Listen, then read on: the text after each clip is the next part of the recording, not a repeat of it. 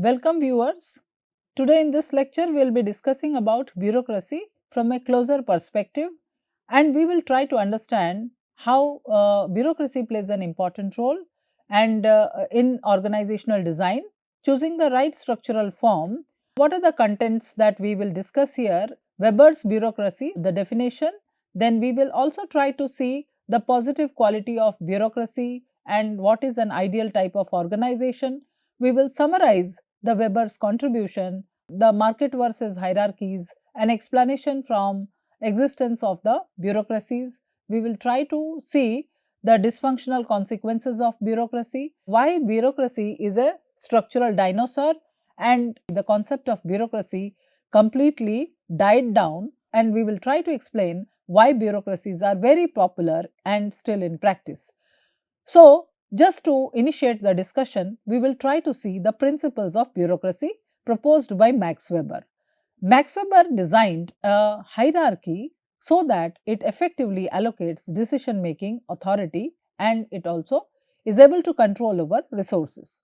So, what is bureaucracy? It's a form of organizational structure in which people can be held accountable for their actions because they are required to act in accordance with certain rules and regulations and standard operating procedures.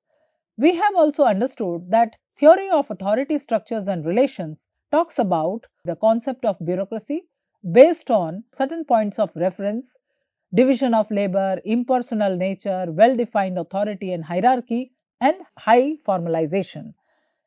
Bureaucracy, the concept, comes with synonymous word of division of labor.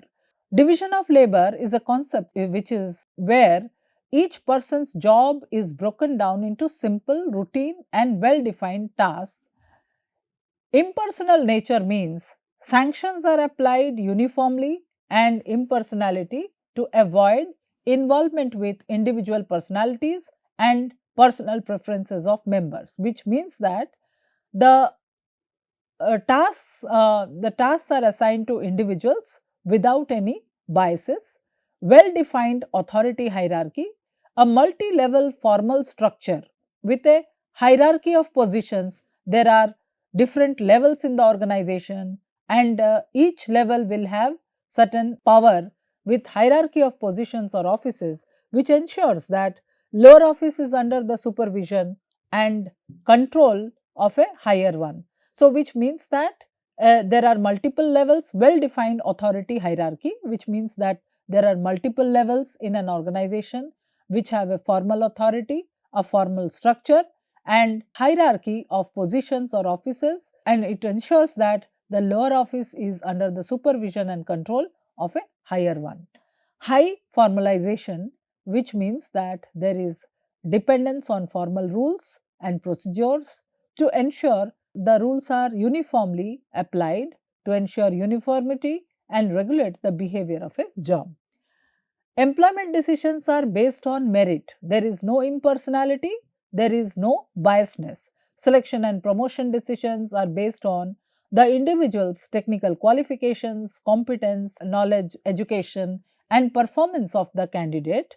And career tracks of employees are well defined. Members are expected to pursue a career in the organization. There is a career progression in the organization, and in return of his career commitment, employees have tenures, that is they will be retained even if they burn out or if the skills become obsolete.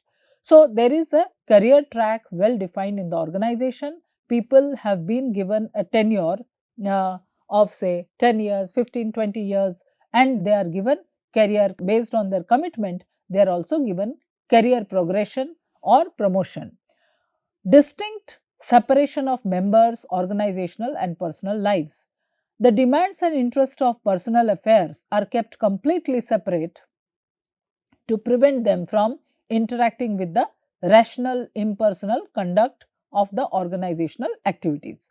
Bureaucracy defines there is a distinct separation of organizational and personal, distinct separation of members, organizational and personal lives. It is based on certain principles. The first principle talks about bureaucracy is founded on the concept of rational legal authority. There is a logical and legal authority which comes into picture. The rational legal authority is a person possesses because of his or her position in an organization. Hierarchy should be based on needs of the task, not on the basis of the personal needs or individual needs of an individual. Personal attitude, people's attitude and belief play no part in how bureaucracy operates. The second principle talks about organizational roles are held on the basis of technical competence, not because of the social status or because of his relationship or nearness or because of his heredity. Individuals are selected based on their sole personal competence, their knowledge, skills, and abilities. Principles 1 and 2 helps in establishing the organizational roles as the basic component of organizational structure. The third principle of bureaucracy talks about the roles, task, responsibility, and decision making authority and how it is related to other roles in the organization. It should be clearly specified. This third principle also talks about role conflict and role ambiguity. When two or more people have different views of what another person should do and as a result make conflicting demands on that person. When other individuals give views about particular role, about what is expected of another person, then starts emerging the concept of role conflict. Role ambiguity is uncertainty that occurs for a person whose task or authority is not very clearly defined and when he has certain misconceptions about his roles and performance. The fourth principle of bureaucracy talks about the organization of roles in a bureaucracy is such that each lower office in the hierarchy is under the control and supervision of a higher office. Organization should be arranged hierarchically so that people can recognize the chain of command. Then the next principle or principle 5 of bureaucracy talks about rules, standard operating procedures, norms. They should be used to control the behavior and relationship among roles in the organization. Rules and standard operating procedures are written instructions. They serve as guidelines that specify a series of actions to achieve a given end, to attain the end results. These are norms, and norms are unwritten standard operating procedures, and norms clarify people's expectation and prevent misunderstanding. The sixth principle of bureaucracy talks about administrative acts, decisions, rules should be formulated and put it in writing. Bureaucratic structure provides organizations with memory. Organizational history cannot be altered. So, there are certain advantages of bureaucracy. It lays out the ground rules for designing an organization's hierarchy that efficiently controls interactions between organizational members. Each person's role in the organization is clearly spelled out and they can be held accountable. Written rules regarding the reward, punishment of employees reduce the cost of enforcement and evaluate employees' performance. It separates the position from the person and it provides people with opportunity to develop their skills and pass them to their successors. There are also certain problems associated with bureaucracy, like the managers often fail to properly control and develop the organizational hierarchy. Members come to rely too much on the rules and standard operating procedures to make decisions. They strictly go by the rules and regulations well laid out and forget that sometimes they have to take decisions based on contingency factors, based on the situations. Such over reliance sometimes make them unresponsive to the needs of customers and other stakeholders. Now, we will also discuss about the management by objectives, a system of evaluating subordinates on their ability to achieve specific organizational goals or performance standards, and to meet operating budgets. There are certain steps in management by objective, like specific goals and objectives are established at each level in the organization. Managers and subordinates together determine the subordinates' goals, what the subordinate must do in order to achieve those goals. Managers and subordinates periodically review the subordinates' progress towards meeting their goals, and they give them feedback and suggest them to overcome the performance related problems and facilitate them to reach the goals.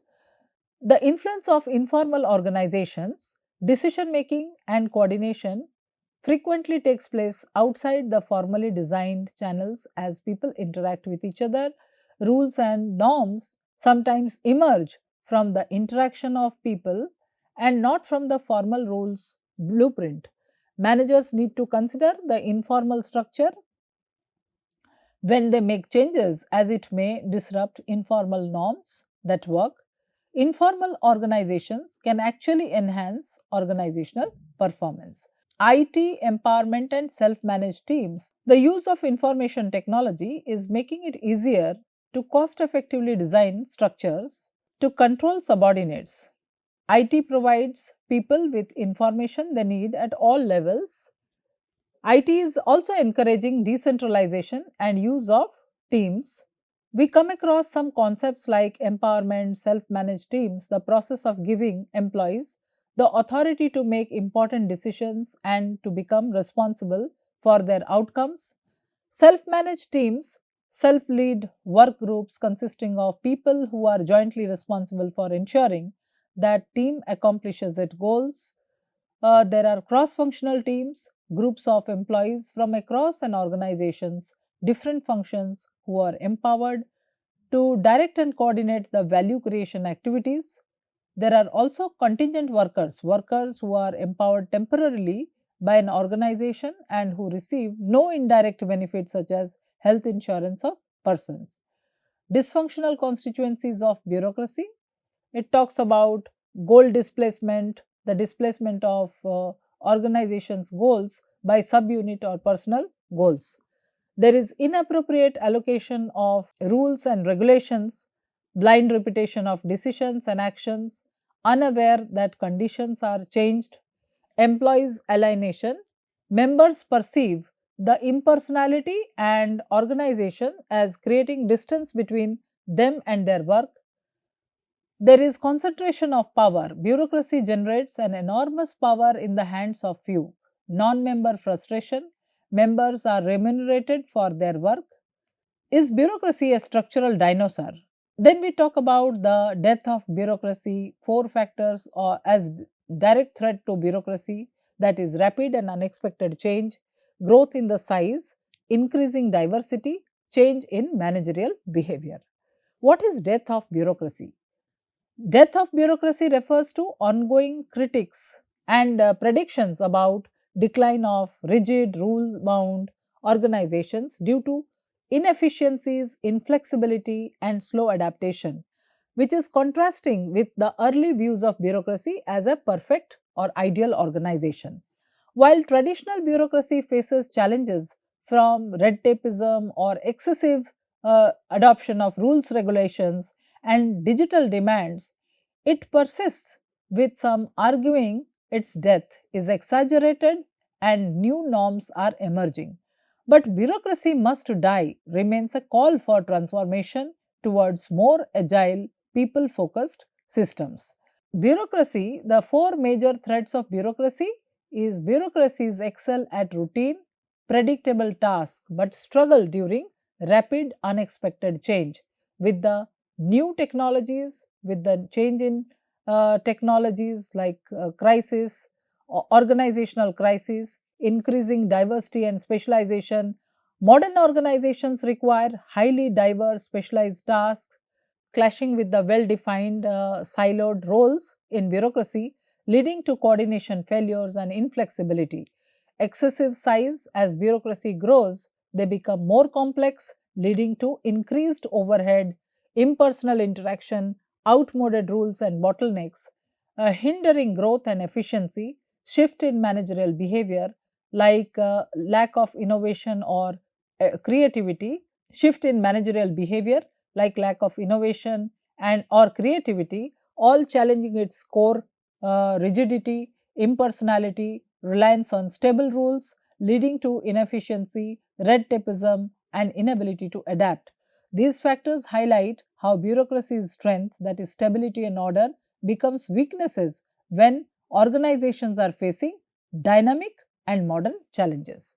So, with this, we cannot ignore the obvious, that is, bureaucracies are everywhere. The possible reasons for predominant bureaucratic structures are present even today. It works, large size prevails, natural selection favors bureaucracy, societal values are unchanging, environmental turbulence is excessive or exaggerated, the professional bureaucracy has emerged, bureaucracy remains under control. So, what we have discussed is, though bureaucracy is still in place, however, the new forms of organizational designs have emerged which have made a complete transformation from what bureaucracy started with: well defined division of labor, impersonal nature, well defined authority hierarchy, high formalization, employment decisions, career tracks, and distinct separation of members from organizational and personal lives.